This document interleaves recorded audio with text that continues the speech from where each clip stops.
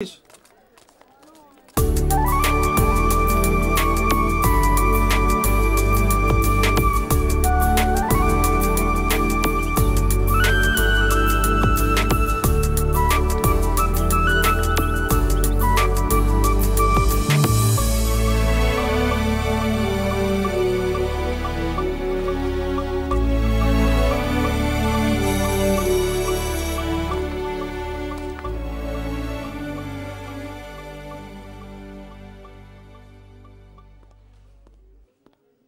Morning sir.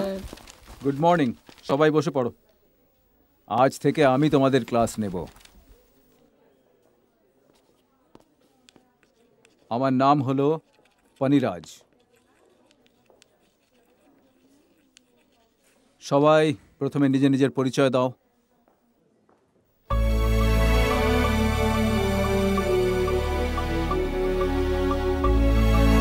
শীতল, এই গ্রাম থেকে।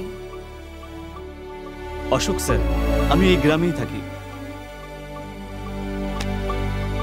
কি ম্যাডাম, মাথা নিচু করে যাচ্ছ? একবার তাকাও আমাদের দিকে। মাথা উঁচু করে চললে ওর মাথা খারাপ হয়ে যাবে। কি বলছিস? এই দেখ কেমন বইকে বুকে আঁকড়ে যাচ্ছে। অপর্ণা, আজ থেকে এরা দুজন আমার বোন আর তুই আমার জামাই বাবু। ঠিক আছে শালা বাবু। এইভাবে কি দেখছিস রে? বেশি দেখিস না, নাহলে মারবো না একখানা কানের নিচে। চল ভাগ। শোন, হ্যাঁ, অশোকের আসার সময় হয়ে গেছে। যাও জুতো জোড়া নিয়ে আয়, ঠিক আছে? কলেজের প্রথম দিন কেমন গেল? আরে খুব ভালো কাটলো রে। হবি তো? হ্যাঁ, গ্যারান্টি। তোকে কলেজে পাঠিয়ে আমাদের লাভ হয়েছে।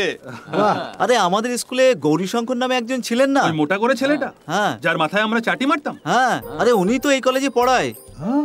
আজ তো উনি ক্লাসে ইতিহাস পড়াচ্ছিলেন। আরে আমাদের ইতিহাসটা একটু ওদের বলে দিতি না। এই, ও এই কলেজে পড়ায়। ও যদি আমাকে পরীক্ষায় ফেল টেল করিয়ে দেয় তারপর? এই সবাই চুপ কর। যদি পরীক্ষায় ফেল হয়ে যায় তাহলে অফিসার হওয়ার স্বপ্নটা একেবারে নষ্ট হয়ে যাবে। আচ্ছা ঠিক আছে, সব বাদ দে। এরপর কি করবো সেটা বল। চল চল, আমাদের পুরো চলো, চলো। চল চল। কি রে, মনে হচ্ছে তোর বাড়িতে অতিথি এসছে। চল না, দেখছি। চল। চল চল। দিদি, তুই কখন এলি? জামাইবাবু আর বাচ্চারা আসেনি? জামাই কেন আসবে? কারণ তোর দিদি তো এখন এখানে তার মানে? থাকবে। মানে হলো বিয়ের সময় 10 ভরি গয়না দেবো বলে বিয়ে দিয়েছিল, বিশ্বাস করে রাজি হয়। দুটো বাচ্চা হওয়ার পরেও দেয়নি, সেই রাগে বাড়ি থেকে বের করে দিয়েছে। সোনার মতো মেয়েকে ছেড়ে সোনার পেছনে কেন পড়ে আছে রে বাবা? দুটো বাচ্চা হওয়ার পর এখন মনে পড়লো সোনার কথা। হ্যাঁ, দুটো বাচ্চা হওয়া পর্যন্ত মজা করে নিয়েছে, তাই জন্য। ওহো, ও চলে আসতে বললো আর চলে এলে। চল না, সবাই গিয়ে ওকে সাহায্য করে আসি। হ্যাঁ, তোমরা গিয়ে সাহায্য করো। এমনিতেই রেগে আছে, আরো রেগে যাবে, সমস্ত সম্পর্ক ত্যাগ করে দেবে। আহা, ছেলে যেন রাজা মহারাজ, তার আবার সোনা চায়। এই জন্যই বলে হাতিকে পোষা অনেক সহজ, জামাইকে পোষা আরো শক্ত। যা হওয়ার তা তো হয়ে গেছে, এরপর কি করবে বলো? এখন যা হওয়ার তা তো হয়ে গেছে, এর পরের ভাবনাটা এবার ভাব ওদিকে। যদি ও এখানে বেশি দিন থাকে তাহলে গায়ের লোকেরা তো উল্টোপাল্টা কথা বলবে।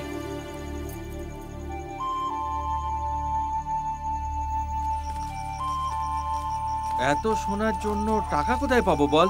এই, তুই চিন্তা করছিস কেন? কোনো না কোনো ব্যবস্থা হয়ে যাবে, দেখি ভাগ্য সাথ দেয় কিনা। মেয়েদের পেছনে লাগিস? হ্যাঁ, মেয়েদের পেছনে? হ্যাঁ, তোদের বাড়িতে মা বোন নেই নাকি? কি ভেবেছিস নাকি? কেউ কিছু বলবে না? হ্যাঁ, আমাদেরকে ছেড়ে দিন স্যার, আমরা কি করি? সেদেরকে কেন মারছিস? আমরা কি করিনি স্যার, ছেড়ে দিন আমাদেরকে। গিয়ে জিজ্ঞেস কর না। একটাকেও ছাড়বো না, মেয়েদের চামড়া তুলে নেবো। মেয়েদের পেছনে লাগা।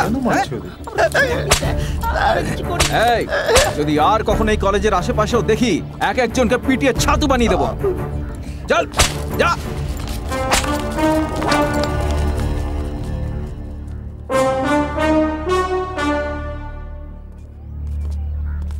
কি হয়েছে ভাই? আরে ওই ছেলেগুলো মেয়েদেরকে খুব বিরক্ত করছিল, তাই পুলিশ এসে ওদের ধুলাই দিল। ও, দেখে খুব শক্ত পুলিশ অফিসার মনে হচ্ছে। এই, আজকের পর থেকে তোরা এখানে বেশি ঘোরাফেরা করিস না। কলেজ শেষ হওয়ার পর আমি নিজেই আমাদের আড্ডায় চলে আসবো। ঠিক আছে, আমরা আসবো না, তুই ভালো করে পড়াশোনা করিস। হ্যাঁ ঠিক আছে, তোরা এখন যা। সামনে থাকিস। হ্যাঁ হ্যাঁ, চল।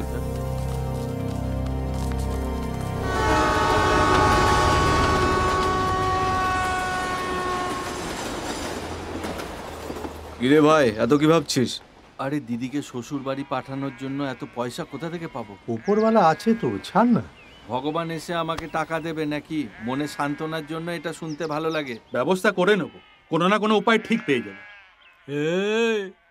ভগবান পয়সার ব্যবস্থা করে দিয়েছেন, ওই দেখ। কোথায় রে? ওই যে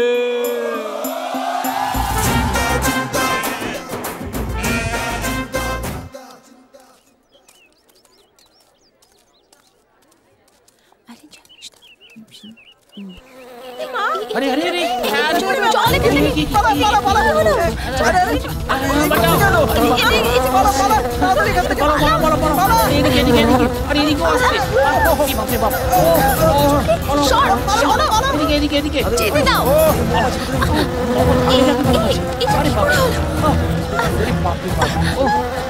বলো বলো, এদিকে এদিকে, আরে এদিকেও তো আসছে। আরে না না, এদিকে এসো। আরে তাড়াতাড়ি তাড়াতাড়ি চল। আরে মৌমাছি কামড়ে নেবে, চল তোরা। এই না, এদিক থেকে আয় আয়। Help help.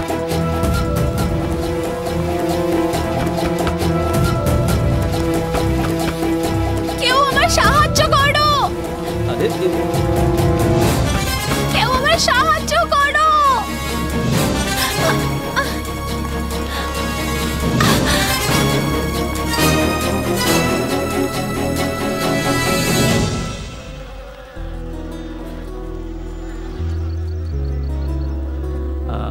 কিচ্ছু হবে না, আমি কাপড় দিয়ে ঢেকে দিয়েছি না, ওরা চলে যাবে। আমি তোমার ক্লাসেই পড়ি, এই গ্রামেই থাকি। তোমার নাম শীতল, তাই না? আপনি কি করে জানলেন? ওই দিন ইতিহাসের টিচার জিজ্ঞেস করছিলেন না, তখন আমি জানতে পারলাম। এই সীতা গীতা রীতাদের মধ্যে হঠাৎ করে এই শীতল আবার কোথা থেকে এলো?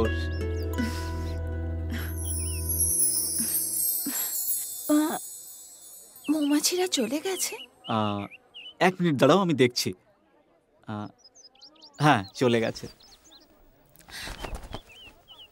থ্যাঙ্কস। হুম।